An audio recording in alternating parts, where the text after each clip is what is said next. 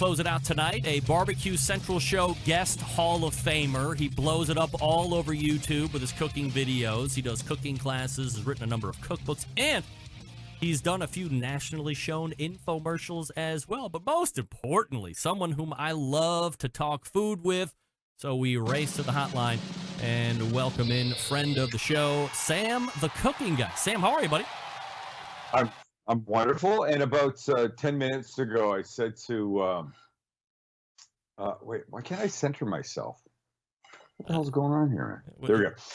About 10 minutes ago, I said to one of my kids that was here, I'm on Greg's show tonight. And he goes, oh, is that your boyfriend that you've never met? Yes. I go, that's exactly it. That's exactly. And by the way, yeah, we're talking Valentine stuff. So I know. Perfect. What could be more misleading to your son? Right? Weird. Fortunately, I've been married like 33 years, so I mean, generally, well, I would say generally my sexuality is well known, but you know, people do things. It's the internet, the day of the internet. I mean, everything is up for guess and debate. Yeah, it is. Yeah, it is. How are you, my friend? I'm doing absolutely fabulous, Sam. Appreciate you making time as always. So I appreciate the wood background behind you. It's always here. Good to have. I love it. I do love it. Sam, it's good to have wood, baby.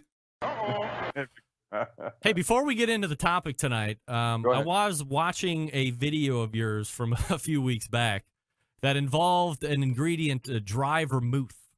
And you may or may not have mentioned that you would buy it for kids. So the question is this. I did not say that. There a hard number on how many underage kids you have purchased vermouth for at liquor stores? And by the way, you do realize that you need to be 21 in order to use it, right?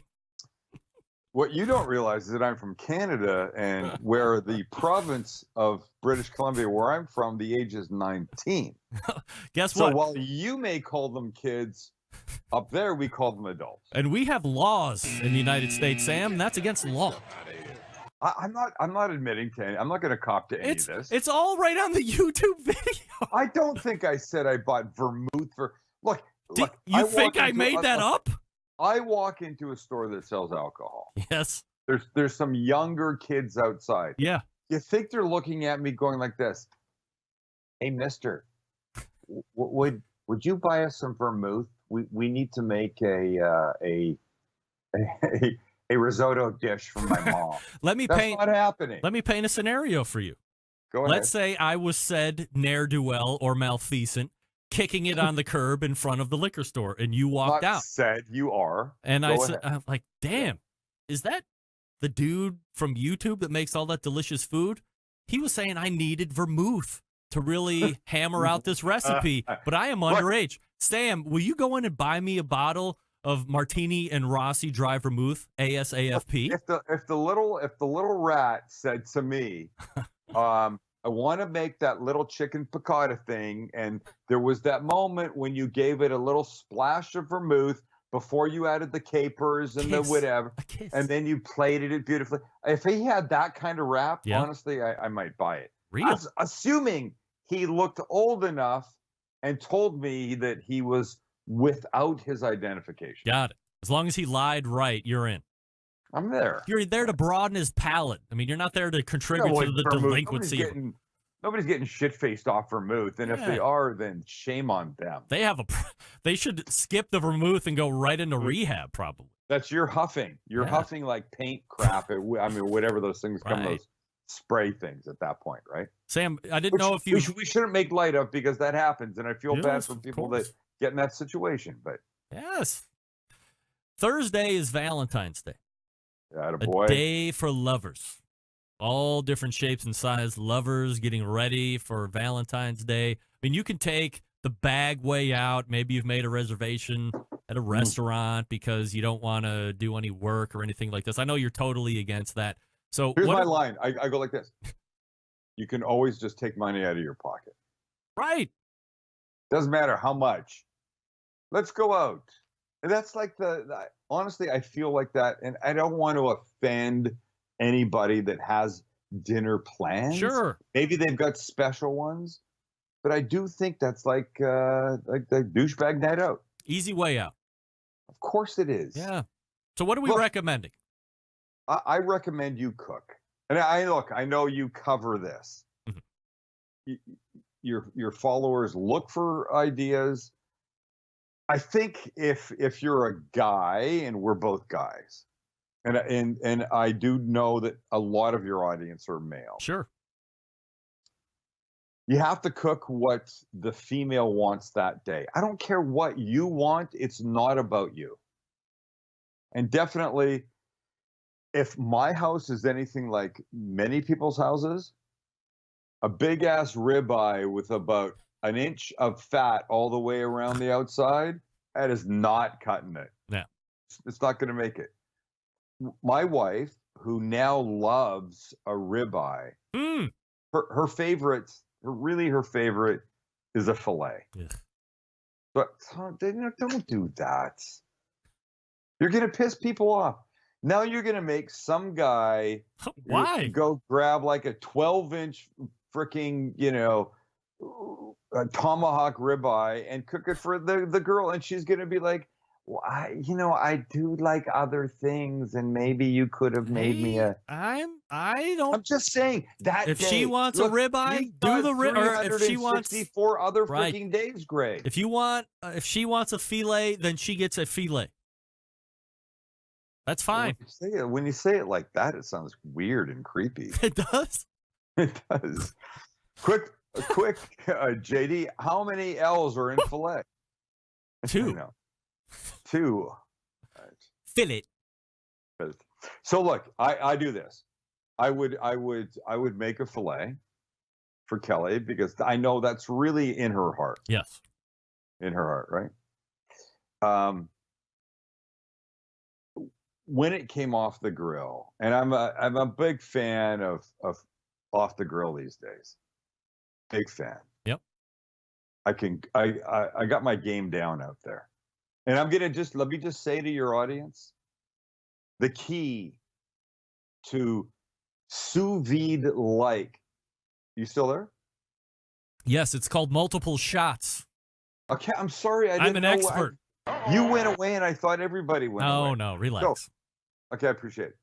Look, I think the key to sous vide steak, but on a grill has way more flavor, is you put it on and you turn it like almost every 30, 45 seconds until the instant read, the really good digital instant read thermometer reads whatever you want, 128, 125, 132, like I would do for Kelly. Mm-hmm.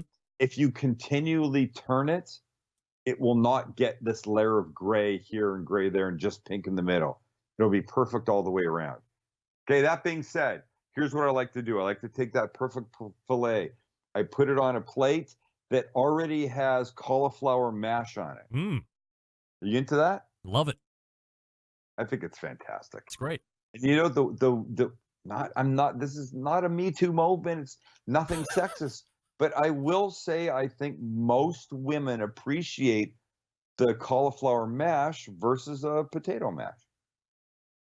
And it's almost the same thing. So you've got it on the plate. You've given it a little love with good kosher salt and some really good olive oil and some pepper and some Parmesan cheese. So it's got some substance to it. Mm-hmm. It's on the plate. The steak goes on. I like to put some crumbled blue cheese on top and then a drizzle of really good extra virgin olive oil. Mm. And when I say that, I don't mean freaking Rachel Ray, EVOODS, whatever that is. I mean, like you've gone out, you've tasted 3 or 4 in a place that sells great olive oils, and you found one that harkens to you. I don't think there's a lot of places that are out there like that, Sam, to be honest. I mean, I know you have one that's probably nearish we have a few places here. We have a place here called We Olive. Yeah, I remember that. And Baker's Olive, that they have olive oils you can taste. And olive oils are like they're like cowboy boots, which I say only fit your particular feet. Some people like a bitter finish with extra virgin olive oil. That's not me. I like a fruitier finish. Yeah, me too. Olive oil, lighter, a little brighter, that kind of thing. Mm-hmm. But so taste, Go to a good olive oil place. Taste, and then find out the one you want. Don't just buy, XYZ olive oil because one of your friends goes, dude, it's the freaking greatest. Yeah. And do you realize I've not sworn once? Well, you did say the S word, but I let that go. Well, the S word is fine. I mean, come on. I'm trying to pull back from the F word. I don't want to tell you that the folks in the instant chat, as soon as you came on, levied the Sam, the cooking guy, F word drinking game. So far, they're really sucking hind tit. Fuck you, Greg. There we go. Everybody drink. Here we go. Everybody gets to drink. Everybody now, right? gets to drink. There we go. Okay, so that's what I like. I like that steak. Like that. I like the cauliflower mash. I like the blue cheese. I like the big fat drizzle of a really good. I like extra virgin olive oil, and if you want to do surf and turf, then you should do it. You should know what your significant other wants, right? So leading up to this nice entree that you're going to be making, maybe you would imbibe in the adult libation situation, as I call it. And there's no maybe. There's 100%. You're champagne cocktails guy. I'm a champagne guy, but I think there's a couple versions that make everybody happy. Mm-hmm. Like you and I are split screened right now. Yes. The people, I'm guessing mostly men. Do you know the percentage of your audience is male versus female? 87.38% is male. There you go. Okay. So we'll speak to the males because I'm a male, you're a male. Let's say, look, I'm not a huge champagne guy. Are you? Well, I mean, do we want to nerd out here or nerd a bit? Go ahead. I mean, so, when I was drinking, I was definitely a big Prosecco guy.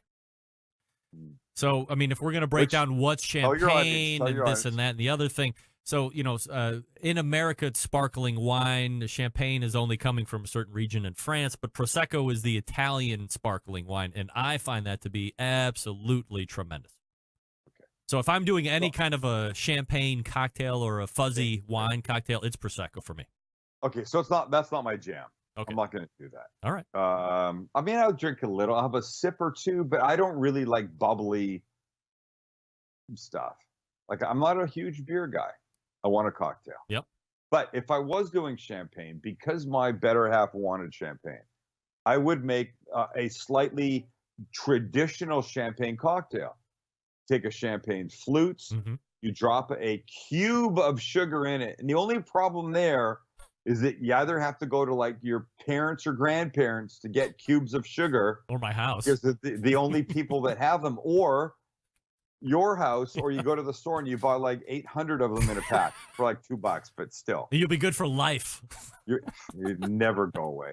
Cube of sugar. You take the Angostura bitters that hopefully you use in your bourbon related cocktails. You give it a couple of hits on top of the cube of sugar, and then you pour champagne in, and then a very slim little tiny wedge of lemon, and it's tremendous. But I say if you're doing that for her, you can do something for you. And the one you might like is called a Black Velvet, and that's 50-50 champagne and Guinness beer, which, let me say, I believe sounds like complete crap when you think of marrying champagne and beer. Yeah. Especially Guinness. Yeah. I'm just going to tell you, something magical happens. It's jet black, and there's no way getting around that. And it's going to be very different from the champagne cocktail you make for your loved one. I'm just telling you, it's a way to drink champagne that's really freaking good. Have you had, we're going to diverge here just for a second, but have you ever had, talking about things that seem and look weird but taste magical, have you ever had a pickleback shot? 100%. Yeah. Like, it seems bizarre, but wow, it works. A shot of scotch. Well, we used Crown. Okay. Crown Royal, beautiful. Yeah. By the way, how many marbles did I keep in those Crown Royal bags? Yeah. All of them. that my dad gave me back when I was a little kid. So you've got Crown in a shot, and you've got pickle juice. Yeah. Just the juice from a jar of pickles. And the crazy thing is, no matter how wicked that shot of Crown or whatever alcohol you use, and it should be something brown-ish and Scotch-ish or bourbon-ish, whatever. The second you chase it with the pickle juice, Oof. it's like, what? That first thing was alcohol? It is Because it's a great equalizer. Yeah, it's a total palate changer because Unbelievable. when you're looking at them side, I mean, you know what you're going to get with the Crown. So you're either going to be a fan or you're not, and you're a little apprehensive or you're excited. Or a lot apprehensive. Right. And then you're looking at the pickle juice part, and you're like, oh, God, I don't think I've ever just taken a shot of pickle juice. So you do the liquor, and then you kind of hesitantly reach for the pickle shot, and you put it down, and you're like, and then you're like, oh. I mean, you should have seen it was just like that in my backyard like 2 years ago when we started doing it. Everybody was like, that's delicious. We did it again. It's, yeah. Right? That's a Seinfeld thing you just did there. Yeah, I try. They're my favorite. I got to find the episode. Sam Seinfeld's my favorite. It's my favorite. My favorite. I love it. I love to do it. I don't wash my clothes, but I love them rolls. Yeah. And by the way, if you didn't catch that, Greg and I digress into stern talk about every 3 seconds when we're texting, at least. Yes, easily. Okay, so can I just cover a couple quick desserts? Yes. Because you got a steak, you got blue cheese, you got the extra virgin olive oil. If you do that, you've got a gorgeous champagne cocktail. Now comes dessert, and you can do stupid stuff. One of my favorite things, you buy donut holes from the bakery. You cut them in half. You take a big nonstick pan. You put a bunch of butter in, 2-3 tablespoons of butter, and you let it melt. Then you throw these cut donut holes in, and you let them get, like on the cut side, start to get caramelized and brown and gorgeous. Flip them around. It's only going to take a few minutes. Then you take a beautiful little bowl or a plate or whatever you've got. You put some vanilla ice cream. Then you put these donut holes that are caramelized and unbelievable, right? Yes. You're making a face. You buying into this? Yes, I'm excited. Then you take caramel sauce. That you've either made or you just buy. It's fine to buy. Warm it up a little bit in the microwave for 15 seconds. You drizzle that over the top. So now you've got ice cream. You've got these donut holes that are caramelized in the butter, and you've got caramel sauce over the top. You take a little wedge of lemon. You drizzle a little bit over the top of that, some powdered sugar, a little kosher salt, because the salt makes the sweet better. Yeah. Much better. And then you eat. Wow.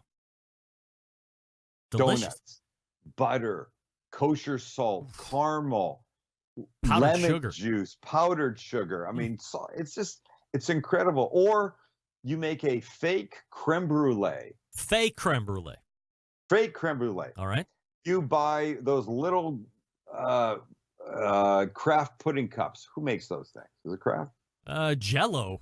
Jello pudding cups, vanilla, right? Yeah. And then you buy one vanilla bean. Okay. You take your good knife, you slice it down the middle, you take the seeds out, you mix it with the Jello vanilla pudding, you put it in a ramekin, you stick it in the fridge for an hour. All right. It gets cold. Then you take it out. You sprinkle about a tablespoon of sugar on top. You take a torch. You have a torch. Do you have a torch? Yes. You take a torch, you blast the top of it. You get it all gorgeously golden brown and crunchy. Then you put it back in the fridge for another 10 minutes. Ooh. Then you bring it out. You set that little ramekin with your fake creme brulee on it on a plate, a little powdered sugar, and a couple raspberries berries set to the side. You want some berries? And if you're really on your game, you'll take a piece of paper, I can't do it. You'll shape it into a heart, Yes. and you'll put the heart on top of the creme brulee after it's been torched, after it's been in the fridge and cold. Yes. Then you shake your powdered sugar over the top, and you remove the heart, Oh, the paper heart, and it's one of these. double heart. Wow. If you can't get laid from this stuff, then you're not working hard enough. Beat it. That's what I say. Hit the bricks, pal, and beat it, because you are going out. Wow. Exactly. Wow. Those are two great desserts and easy. I can't believe. How long has fake creme brulee been out? Oh, shit. You know what? I did fake creme brulee like when I was first doing cooking classes way back. Mm. And a guy came to one of my cooking classes, and in the middle, I say, anybody have a question or anything? And the guy puts his banana, I go, yeah. And he goes, that fake creme brulee you did? And I'm expecting him to go, genius, thank you. And he goes, that pissed me and my wife off so much. What? I'm like, well, you guys just really got to get a life. Because I would argue that I could make that. Why did it make him so mad? I don't know. Because when he saw creme brulee on the video or whatever, he expected the full-on version. And do you know what a pain in the ass creme brulee is? Yes. There's a double boiler involved. We used to do it. We were really big into making creme brulee like 5 or 6 years ago. We bought all the friggin' ramekins. That's why I have the torch. It was a whole thing. Ridiculous. It's ridiculous. And by the way, for the grill people that are going to do everything off the grill and don't want to do the creme brulee or the donut thing, pound cake or angel food cake sliced on your hot grill, then with some whipping cream and berries on top, that'll still get you laid. So we got champagne cocktails, we got Go desserts. Ahead. Yes. We have main courses that you should be preparing with her or him in mind, your loved one. Absolutely. Whatever it is. Why not? What? One day. Is it going to kill you? No. You know, according to Meathead in the first hour, Sam, do you know how many dinners or meals we're going to have over our lifetime? Nearly 8,000. That doesn't seem like a lot to me for some reason. Does it? 8,000? That's a lot. So think 3 meals a day. Yeah. Times. We're not going to do this math, really. 80 years? I can't do that, man. There's no way. Could do it. He'd get the calculator. He'd get the calculator Fred would out. bring out the calculator. Carry the one. 578 billion dinners over my lifetime. I think that's probably what the answer sounds was. right to me. Yes. That seems a little bit more realistic. But wait, my kids do this thing called second dinner, 2D, they call it. Second dinner? See, you've just got girls. Yes. Have boys. You have just boys. My boys understand something called 2D. So they have dinner and then they have another dinner later? Yeah, it's like, like 10 o'clock. Is it like maybe 11? Is it leftovers of 1D or is 2D a whole separate situation? Whatever they're working on, whatever they feel like. You're just fostering their food, encouragement, and ingenuity. That's exactly what I do. Sam, be honest for a second here. Mean, if they're home and they're starting to cook, if you're not around, will they come? If you're just, I don't know, you're in the office counting your Emmys or doing whatever it is that you do. Because I do that on a regular basis. I would imagine. Make sure the count's all still there. Nobody's pawned one off on Craigslist San Diego. Right. Kelly ripped one and took it to her mother or something. Okay. That's right. Do they come and find you out and say, hey, I'm trying to do this thing. I would really love your input, or can you help me here? Or do they not want any part of it? 100% they call. Yes. I'm making this. I'm at the store. I want to make this recipe of yours. Which one of these things do I buy? Oh. The youngest one texted me a few years ago.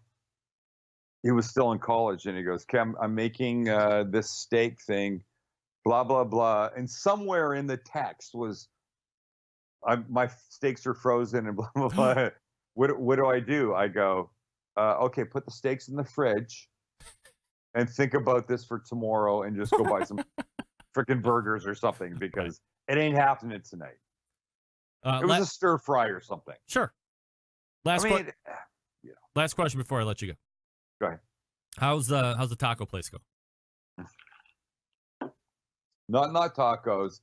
And the Little Italy Food Hall in San Diego is doing really well. We're really happy. We have some big taco changes coming up.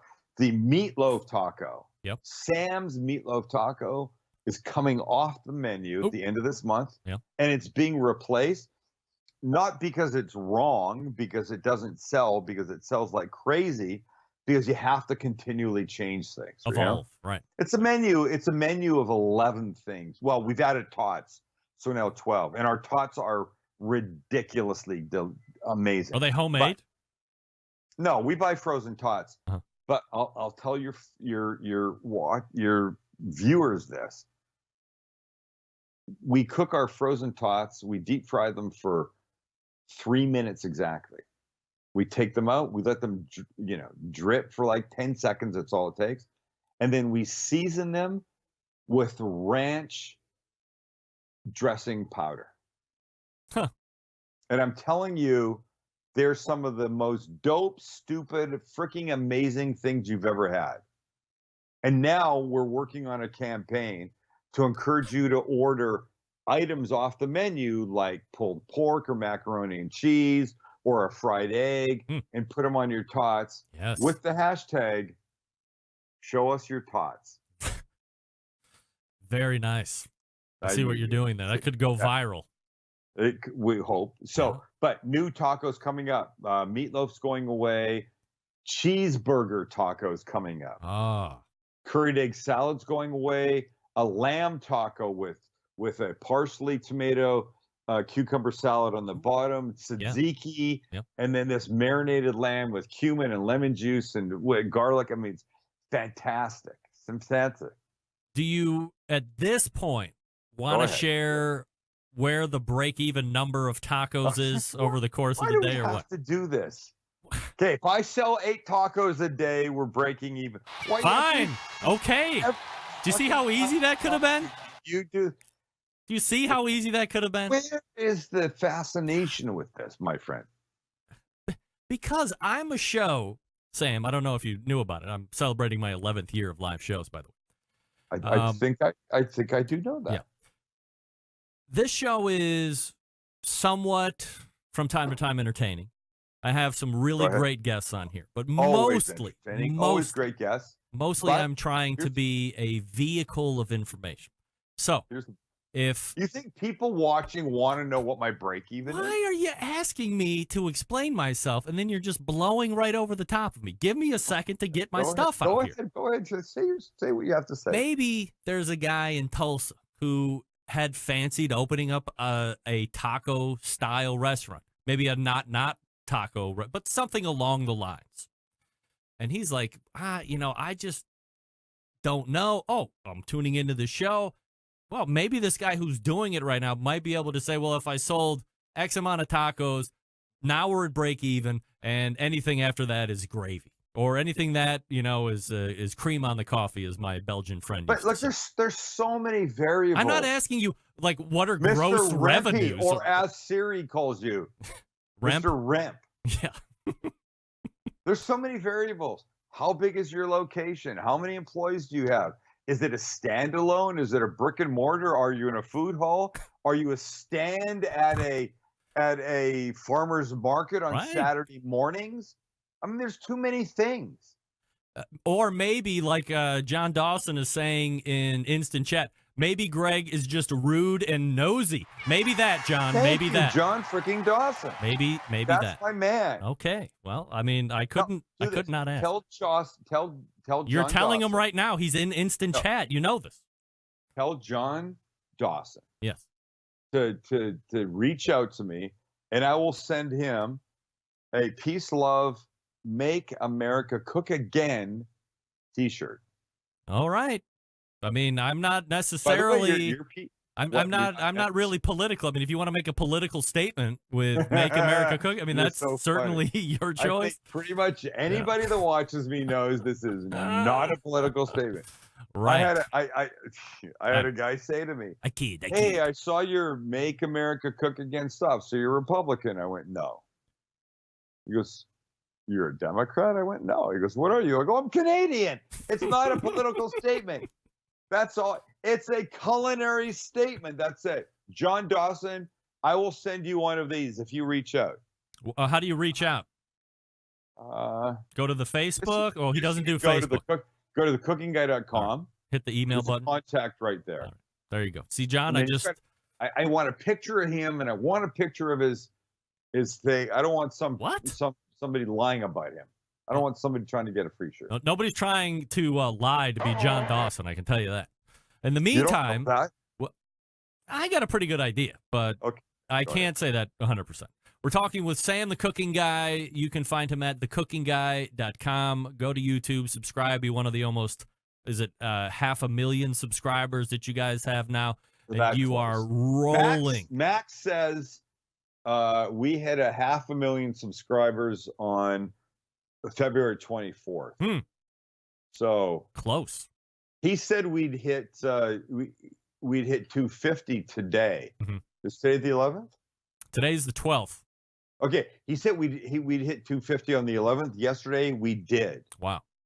So we'll see if he's right with the 500,000 on the 24th. Well, if you like cooking shows that are set in really great outdoor cooking arenas, and you like something that's roughly 20 minutes or less, and you like somebody who's witty and the editing is really great too, the whole production is top notch. It should be on television somewhere. I mean, maybe it shouldn't be on television anywhere because I think it would lose. I think it would lose some magic, to be honest. I mean, there's money to be made on the internet anymore, and unless it's some type of mega contract like Flay or Simon are getting with Food Network. I think where you're living right now is great because you can, the things that I find most romantic about your cooking shows is when, if you're dropping, 5 or 6 profanities during the course of the video, for some reason, a third of them are getting bleeped out, but 2/3 make it through. We don't know why that happens. The subtle comedy. We haven't figured that out yet. I don't want to know why that happens. I don't want that curtain to be drawn back. I don't want the wall to come down. I just want to live in ignorance on that because to me, it's just incredible minutia of comedy. So here's my real question. Screw all that shit. That's not important. It's the real question. Yes. Are we ever going to meet? I have to say yes. At some point, but I would imagine we would. I think it's not you coming out here because I don't want anybody to come out here by choice. It would be me coming out to San Diego. What's wrong with Stephen? I can go to the nothing, Rock and Roll Hall of Fame, and I can see there. your 75 cooking implements out in your backyard, and you've got daughters, and I like girls. I don't mean that in a creepy way. I mean, I just like you got friends with daughters, and it's all cool and. I just it's just a different vibe than boys. That's what I mean. I get it. It totally is. Not that I have boys to compare it to, but from what I hear, it's totally different. I know it for sure that we will meet in person.